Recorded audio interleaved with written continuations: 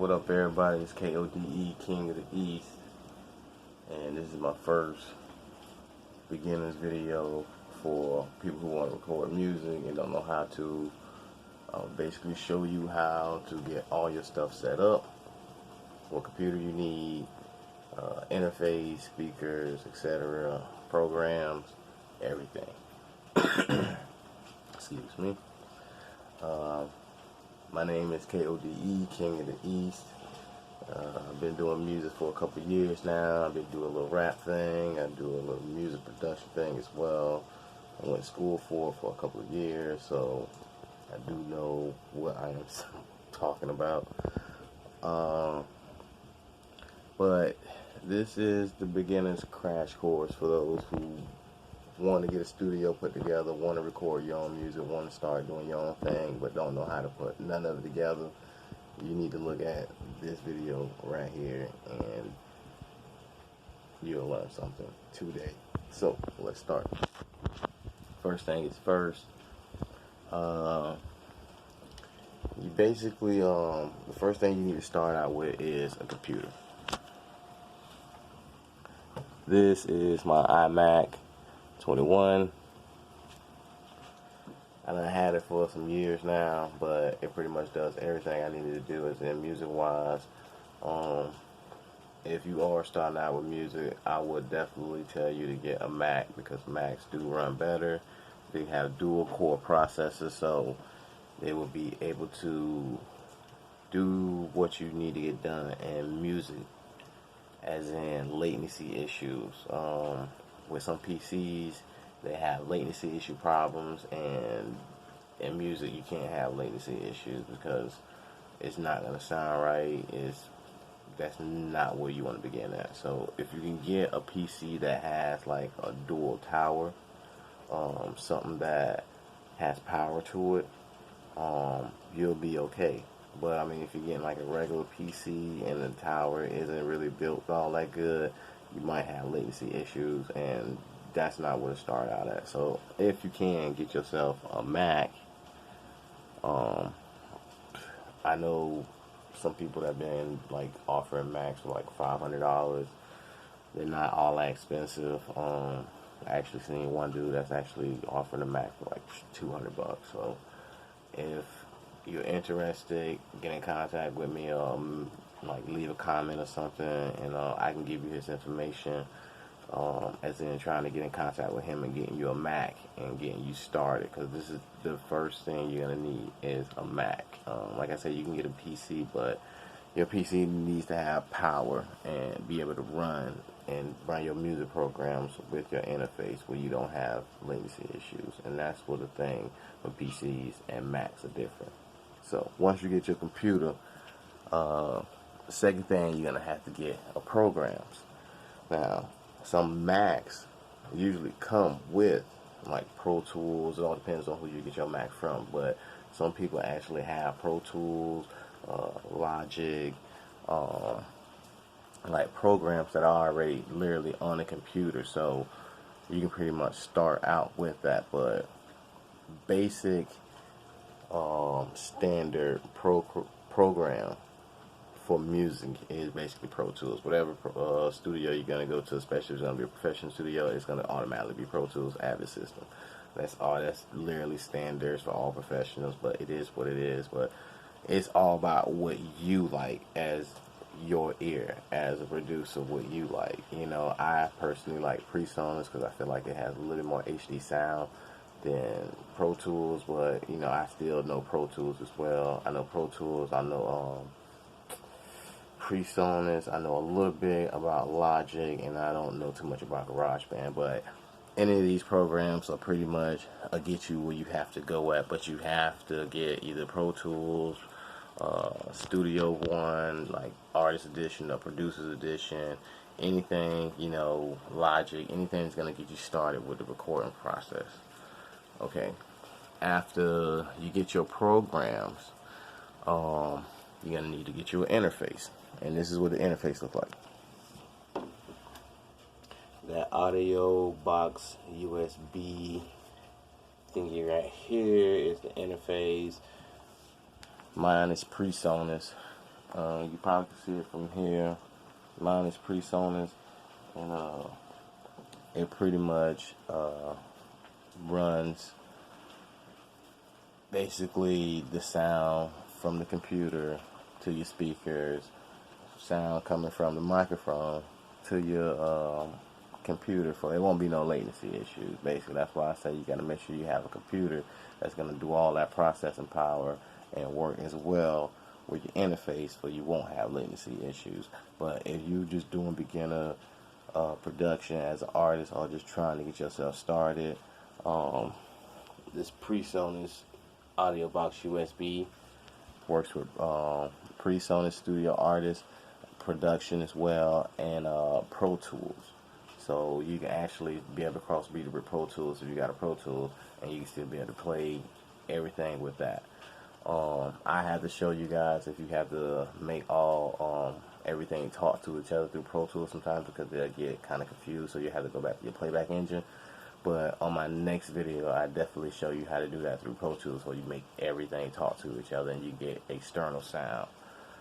But after you get your interface, you want to get you maybe a mic preamp, because if you're getting a beginners artist mic pre, if you're getting a interface for beginners, the mic pre ain't gonna be all that strong. It ain't gonna give you all that kind of beef that you might want. So you might just want to get like a little small interface, and it can be a cheap one, a couple of $100, maybe $100. You know what I'm saying? This is what mine looks like.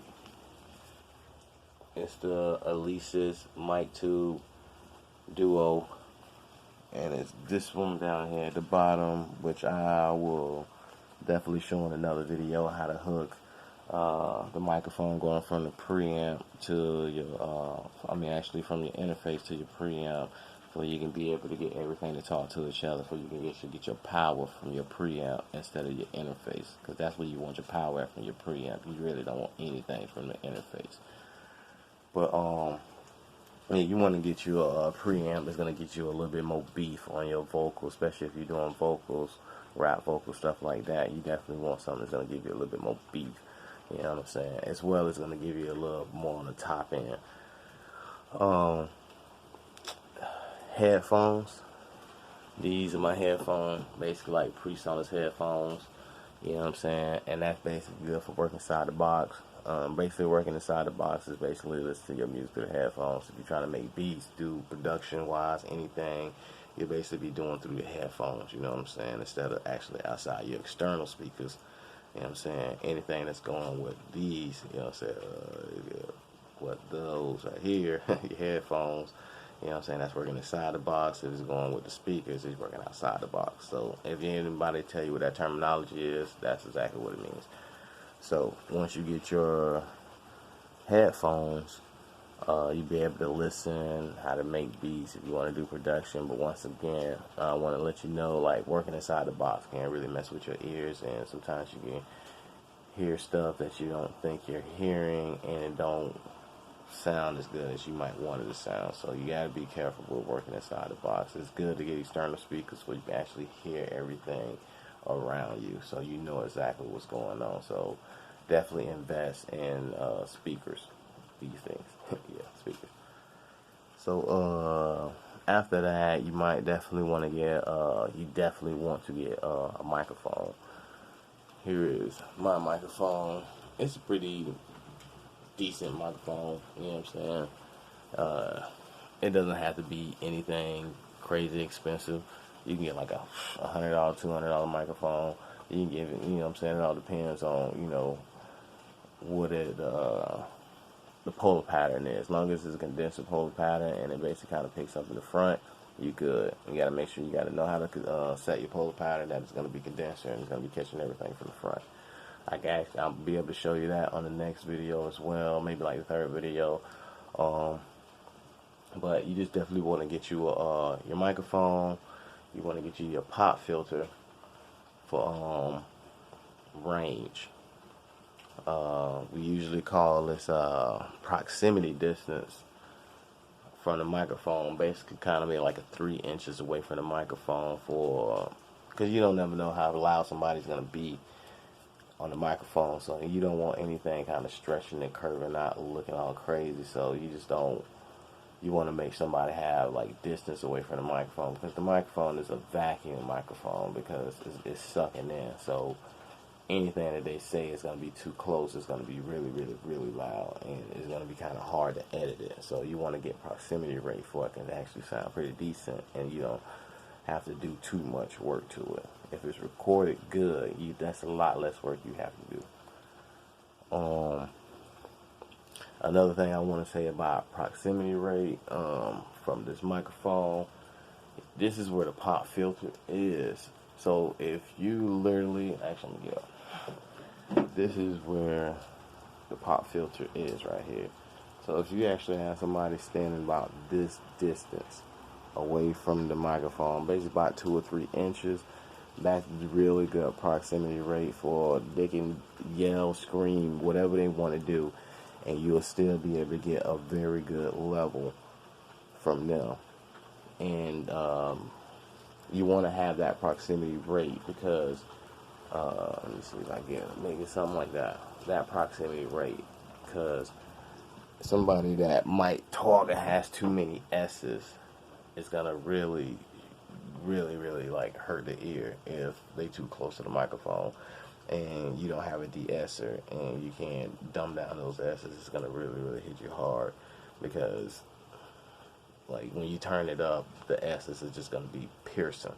So you want to have that proximity rate that people don't be too loud, or the S's don't kill you too much, or your P's and your B's don't either pop out or just bulge everywhere. So you want to be, careful of that. You still want to hear the P's and the B's, but at the same time you don't want them to pop out like a extra bass on a track, or extra 808 kind of hit on a track. You know what I'm saying? So be careful of that. Proximity rate is very, very, very important.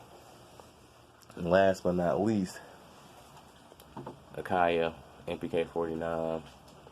I ain't got it hooked up, but this is basically what you kind of need if you're going to try to make some beats or something like that. I actually got an acoustic guitar as well. And I got an electric guitar as well, but I don't have it here with me at the moment.